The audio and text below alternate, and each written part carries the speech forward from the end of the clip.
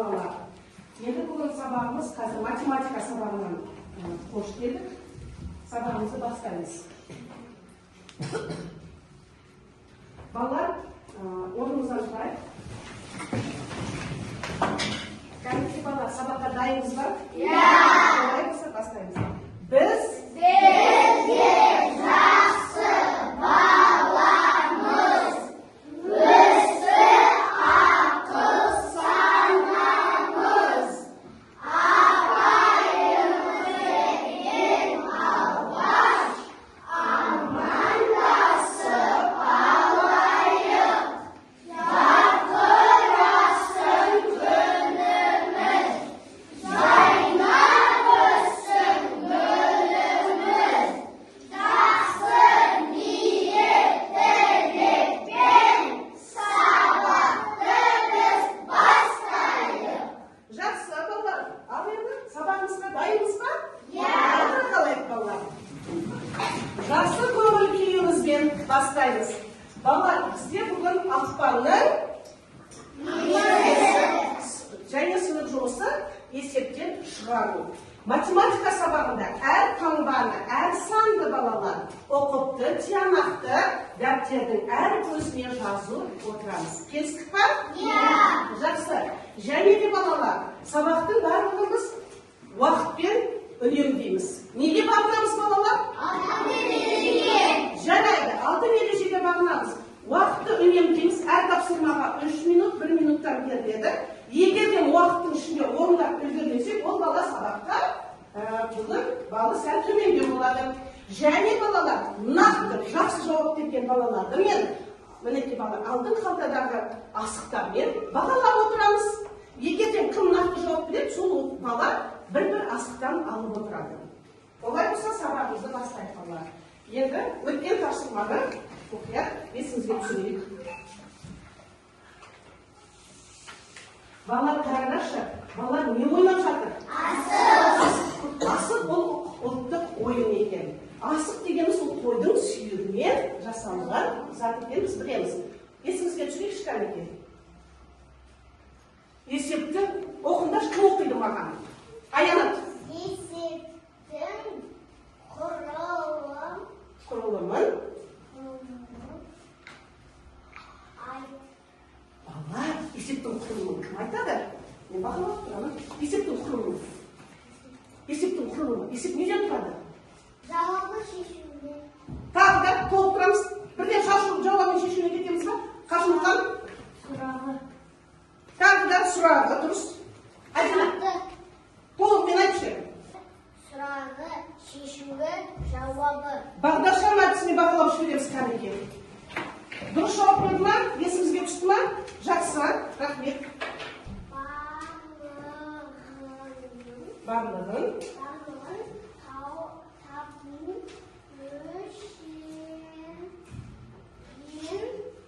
үшін қандай күн? Істеу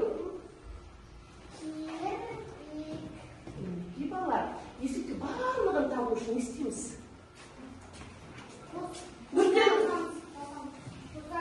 Тұрар, бұл жоқ еді. Есептің барлығын? Есептің барлығын қосамыз. Табу үшін? Табу үшін қосамыз. Бағдаршам әдісіне бағалаймыз. Барлығын табу үшін қосамыз. Жақсы.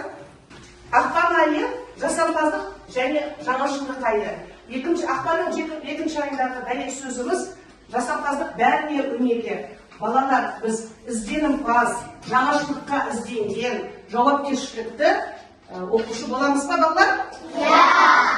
Ерінбей, талмай, жақсылыққа ұмтылатын жақсы тәртіпті оқушы болуымыз. Ал енді балалар, бүгін біздің жаңа сабағымыздың балалар, бүгінгі жаңа тақырыбымыз есептер шығару. Біз есептер шығарып үйреніп жатырмыз. Оқушылар, балалар, біз сызба есеппен жұмыс жасаймыз, сурет бойынша есеп құрастырамыз. Қысқаша жазба түрін модельдеу үшін есептің шартын құрып және қосу, азайту компоненттерін табуға берілген есептерді талдауды, есептер шығару және кері есептер шығаруды құрастыруды меңгереді екенбіз. Ал енді балалар, қараңдаршы, бұл жерде бүгін біз саяхатқа шығамыз ба? Иә. Қалаға барамыз ба? Ауылға барамыз ба? Ауылға барайық. Ауылда кім тұрады? ата мен әжеге барған кезде балалар, ол кісілер өте еңбекқор халық екен. Ауыл тіршілігіне біз қазір Менің балаларым, ауылға қош келдіңдер. Ауылымыз 4 түлік малымызбен берекелді. Сендер 4 түлік мал туралы қандай түйін сөздерді білесіңдер? Ал, жарайды. Малды тасаттыруға болмайды. Малды тасаттыруға болмайды. Айтып кеткен. Малды тебуге болмайды. Дұрыс па? Ал, айтып қойдың. Малды тебуге болмайды. Тамаша. Тағы да. Инабай. Малды қоме ұруға болмайды. Тағы да. Малды қорлауға болмайды. Малды қорлауға болмайды. Апамыз бізге дәл риза болып отыр балалар. Мына балалар қандай білімді, ақылды балалар дейді. Қазіргі балалар өте білімді ғой деп апамыз риза болып жатыр. Енді апа былай айтады, ауылға балалар келген екен, мына шаруашылыққа көмектессін дейді. Сол үшін дейді, мен қолым тимей жатыр, мына бір есепті шығарамай есеп шығарамыз ба? Біз білімді екенімізді көрсете аламыз ба? Олар болса бірінші есепті қараңдар, бұл әженің сыйы. Әженің сыйы. Әжеге көмектесеміз ба? Олар болса барлығымыз тақтаға қараймыз, мұқият қараймыз. Есеп нөмір бірінші, есепін оқимыз. Бірінші қоршауда 20 қой, екіншісінде 50 қой бар. Екінші қоршауда біріншіге қарағанда неше қой артық дейді. Бұл есепті номері, есебін бірінші топпен екінші топ орындайды. Есебін екінші есепті қарағанда атамның 70 қойы бар. Оның 20-сы бірінші қорада, ал қалғаны екінші қоршауда. Екінші қоршауда неше қой бар дейді. Мінеки бала сызба берілген. Ал енді бірінші есептің сызбасы қайсы? Артысында тұрған қайсысы? Біз нені табамыз бірінші есепте? Шарттан жоқ, есептің несін құрамыз? Шарты құрамыз, одан кейін? Жоқ. Есеп несі шықпайды? Сұрақсы шықпайды. Есептің сұрағын анықтаймыз, одан кейін? Шешімін жауап, одан кейін? Жауапты нені табамыз? Белгісіз. Тұрғанды табады екенбіз. Енді бірінші қой артық болып тұр. Жоқ, бірінші қорада ма? Екінші қорада. Екінші қорада қой артық болып тұр. Енді осы жерде сұрақ бағып қоймаймыз ба? Неге апарамыз бағыпты? Екінші қорадан бірінші қораға барамызда нешеуі артық деп тұр. Осы есепті қазір сендер шығарасыңдар. Ал енді әжеге көмектесетін тапсырмасын бәріміз мұқият қараймыз. Оқимыз кәдімгі. Yeah.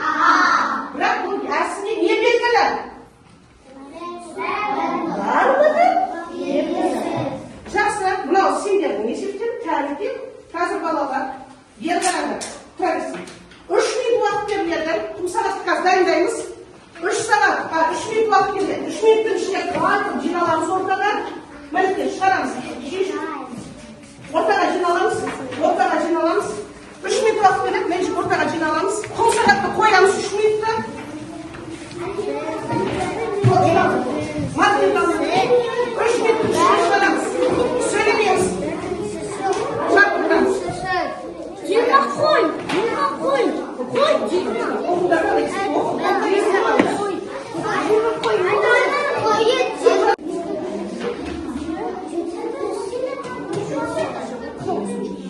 Alalımız kan? Ya alalımız. Жақсы, енді бала әркім өз тобымызға отырамыз. Әркім өз әр топтан қазір 1 минуттан ғана қорғауға шығады. Мына топтан кім шығады қорғауға? Осы шығасын содан дейін? Салжан екеуі шығасыңдар. 1 минуттан уақыт берді, түсінбеймін.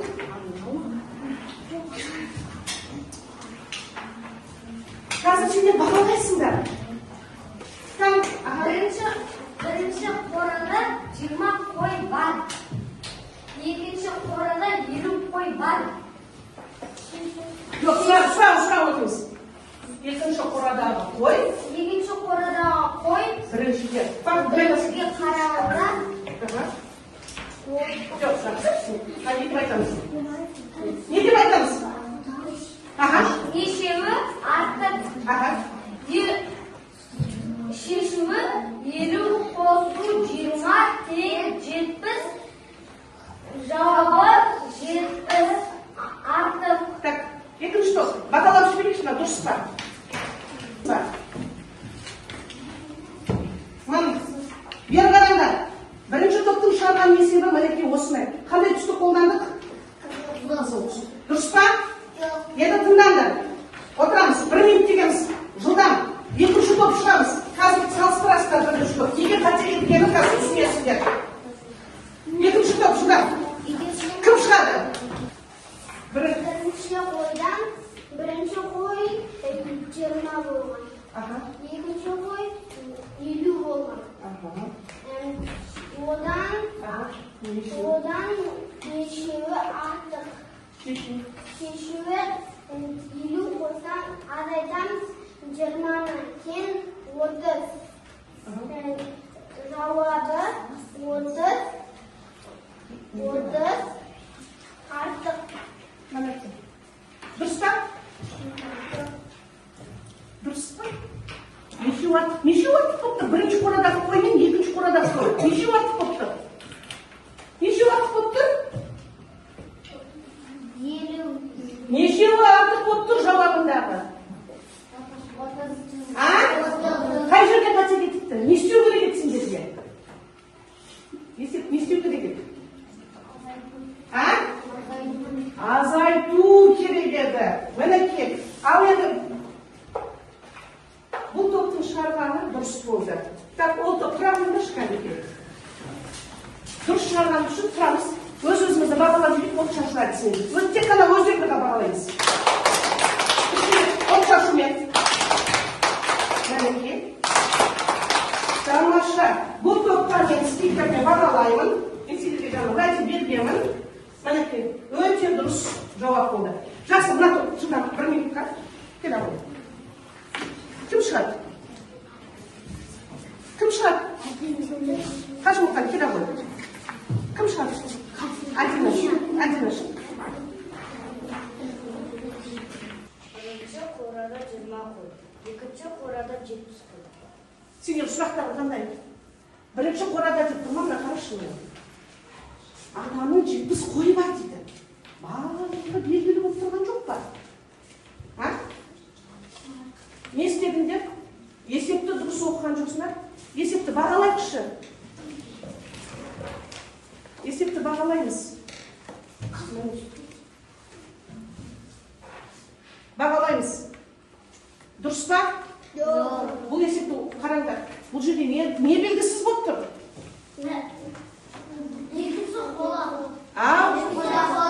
Жетінші қора белгісіз болып тұр. Енді топ басшысы Адина не болды саған? Отыра ғой. Қызыл немен бағаладық. Так, мына топтан шығамыз. 1 минут уақыт беріледі.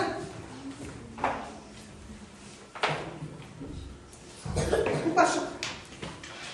Кім шығады? Аян шық. Söyle, kim söylüyor? Söyle boş. Birinchi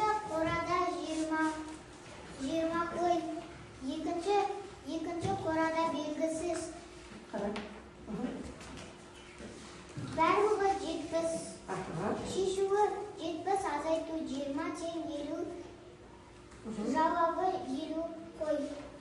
Қай қорадан таптың сен? Екінші. Қай қорадан таптық? Екінші. Бағалап жіберейікші. Бағалап жіберейікші. Так, сенен топтарың, дұрыс па шығарған есептерің? А? Жоқ. Жоқ, мінекей. Екінші топ барлығы белгілі болды ғой жаңа. Отыра қойыңдар. Отыра қой. Мен қазір екінші топтың жұмысын бағалаймын. Не қою керекпін? Смай.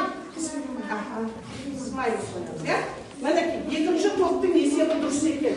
Екінші топ, тұрамыз орнымыздан.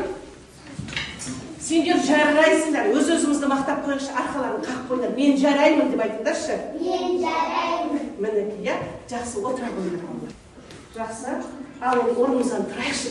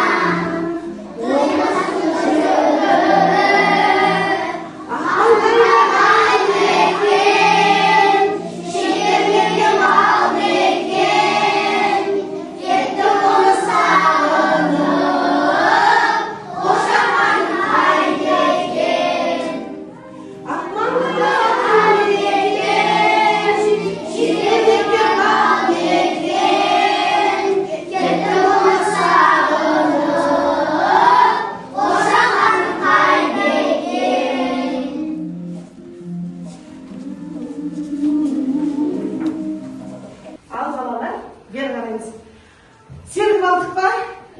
Атамыз да риза болып отыр, апамыз да риза болып отыр. Мына балалар қандай тәртіпті, мәдениетті, алты ережеге бағынған білімді балалар екен дейді. Отырамыз. Ал енді балалар, қазір мен сендерге мынандай жүктеп тапсырма беремін. Сәйкестендіру. Ал енді әркім жеке-жеке орындаймыз. Ешкім ешкімге қарамайды. Бірінші біткен оқушы оқиды. Бәрі. Не қалай осыңыз?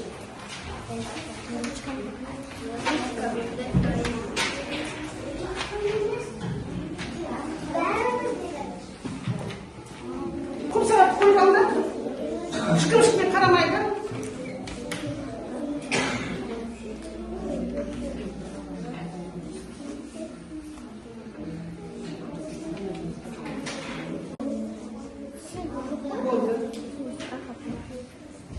Я значу, вместилась. Как бы был суд, мне так я значу. Один. Суд я значу.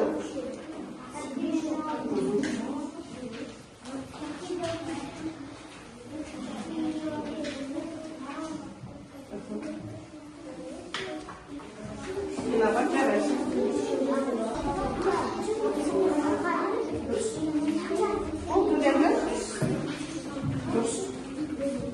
Дұрыс, мама, жарайсың.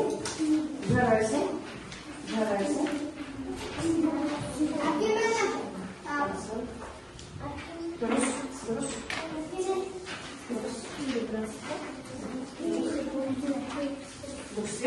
Жақсы бала. Жеке жұмыс болды ма? Енді балалар қараңдар. Біз қазір мына тапсырманы орындайық. Орнымыздан тұрайықшы кәнекей. Жеке жұмысты орындадық. Өте мұқият орындады, иә? Өз-өзімізді кәдімгі бағалап қояйықшы. От шашумен.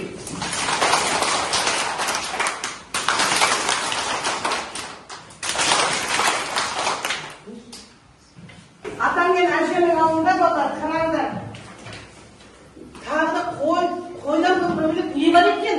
Тауық шаруашылығы бар екен. Тауықтың пайдасы бар ма? Иә, тауық деген сол ақ ет екен деді. Иә, ол өте ағзаға денсаулыққа пайдалы. Енді қараңдар, әжем тауыққа жем шашып жүр. Бұл біздің оқулығымыздағы екінші тапсырма. Бұл жерде қазір құстың ұясы дейді. Жұмыртқаны күніге ауруханада сіздерге жұмыртқа береді ғой. Және жұмыртқаның ішінде өте ағзаға бай жаңағы не бар? Пайдалы тамақтар, белоктар бар, ақуыздар бар. Жұмыртқаны қуырған күннен гөрі қайнатып жеген денсаулыққа пайдалы. Енді қараңдар, қазір мына жұмыртқаны бір-бірден жұппен аламыз, екеуін бір жұмыртқаны аласыңдар, ашасың, жарасыңдар, ішін ортасын ашасыңдар, тапсырма бар. Жұппен біреуін аламыз. Біреуін аламыз, ашамыз. Орнаймыз есепті. Жақсы. Суретке қара дейді. Суретте не көріп тұрсыңдар? Күрке. Иә? Күркеде неше тауық бар дейді. Қараңдаршы, күркеде неше тауық бар?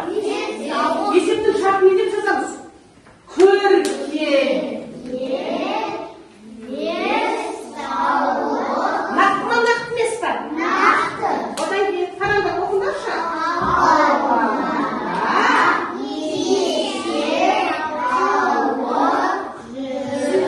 Бері қараңдар, күркенің ішінде қанша тауық бар? Есептің шарты тұрғанда мен сендерге көмектесіп жіберейін. Не деп жазамыз? Ауладаққа күркеде бес тауық. Аулада қанша тауық бар? Төрт тауық бар. Есептің несін табамыз? Барлығын табамыз. Есептің несін құрастырамыз? Шартын. Шартын міндетті түрде ема?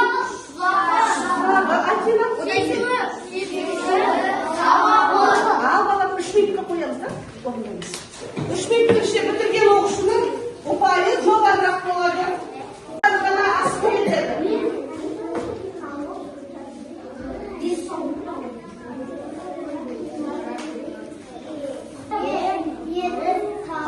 Аянат.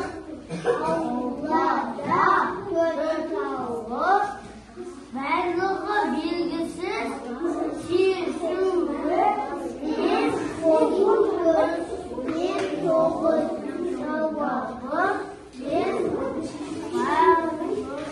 Барлығы бес тауық.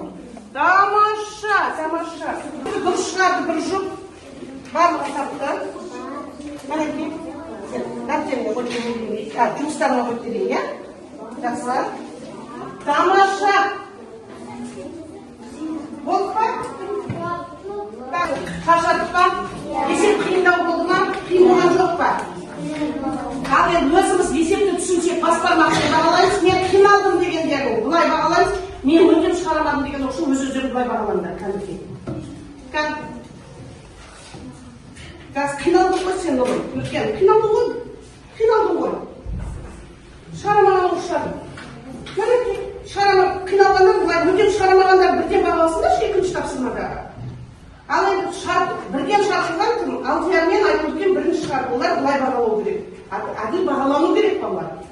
Оқушылар, осымен сабағымыз аяқталды. Енді сабақтан барлығын түсінсек жасыл асықты басамыз. Ал егер де сұрақ болса сары асықты, ештеңе түсінбесе қызыл асықты басамыз. Оқушылар, осымен сабағымыз аяқталды. Енді сабақтан барлығын түсінсек жасыл асықты басамыз. Ал егер де сұрақ болса сары асықты, ештеңе түсінбесе қызыл асықты басамыз. Оқушылар, осымен сабағымыз аяқталды. Енді сабағымыз. Оқушылар, осымен сабағымыз аяқталды. Енді сабақтан барлығын түсінсек жасыл асықты басамыз. Ал егер де сұрақ болса сары асықты. Есептен қиналсаңдар сарын басамыз. Оқушылар, осымен сабағымыз аяқталды. Енді сабақтан барлығын түсінсек жасыл асықты басамыз. Ал егер де сұрақ болса сары асықты. Ештеңе түсінбесе қызыл асықты басамыз. Оқушылар, ештеңе түсінбесе қызыл асықты басамыз. Оқушылар, осымен сабағымыз аяқталды. Енді сабақтан барлығын түсінсек жасыл асықты басамыз. Балалар, осымен бүгінгі математика сабағымыз аяқталды. Енді қиналып келесі күрделі тапсырманы математикадан келесі сабағымызды тағы да аяқтаймыз. Жалғастырамыз. Келістік пе? Рахмет балалар.